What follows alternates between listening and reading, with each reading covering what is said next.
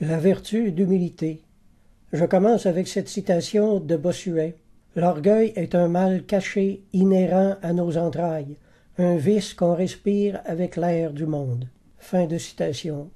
Ayez soin de faire toutes vos actions ordinaires avec toute la pureté et perfection qu'il vous sera possible. La mesure de notre humilité sera la mesure de notre perfection. L'Esprit Saint est l'humilité de Dieu. C'est par lui qu'il descend jusqu'à notre bassesse. L'humilité chrétienne est une vertu par laquelle l'homme est conscient de sa propre petitesse, conscient de ses faiblesses et heureux d'occuper une place qui ne brille pas. L'humilité nous rappelle nos dettes.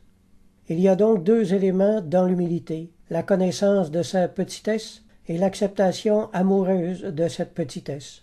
L'orgueilleux repousse avec horreur toute humiliation, car il a l'amour de sa propre excellence.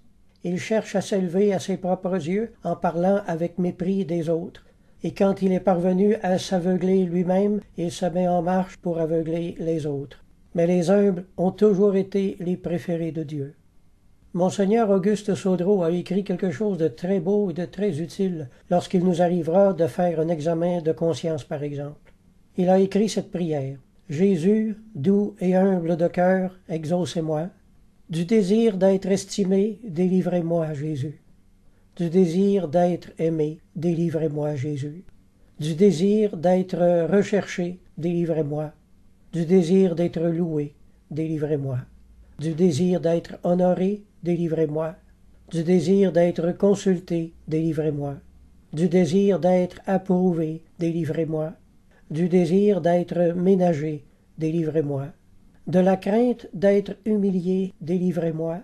De la crainte d'être méprisé, délivrez-moi. De la crainte d'être rebuté, délivrez-moi. De la crainte d'être calomnié, délivrez-moi. De la crainte d'être oublié, délivrez-moi. De la crainte d'être raillé, délivrez-moi. De la crainte d'être ridiculisé, délivrez-moi. Et de la crainte d'être injurié, délivrez-moi, Jésus. Fin de citation. L'humilité prouve la présence de Dieu dans une âme. L'humilité est la garantie de l'approbation de Dieu. L'homme qui tire orgueil de ce que Dieu lui a donné par grâce ne verra pas disparaître ses dons, mais verra son esprit se flétrir, s'infecter, se corrompre au-dedans de lui, son cœur se putréfier et son âme se perdre. La chasse aux honneurs est tout à fait méprisable. La gloire de Dieu doit détruire la nôtre.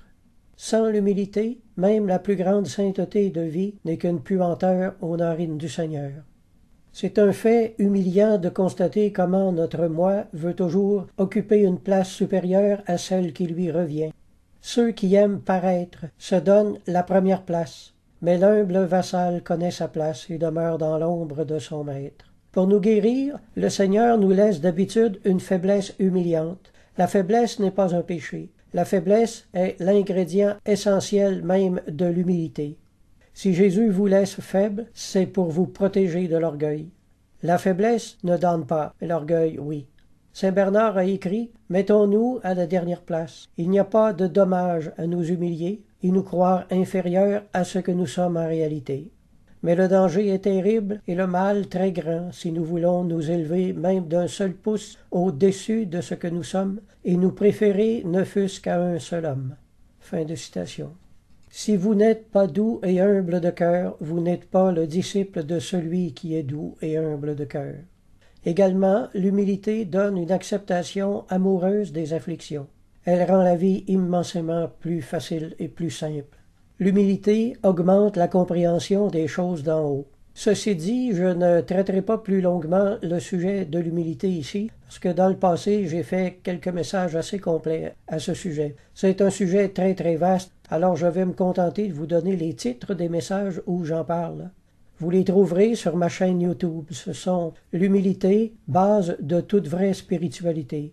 L'humilité nécessaire au salut, observation sur l'orgueil, et l'orgueil dans le ministère.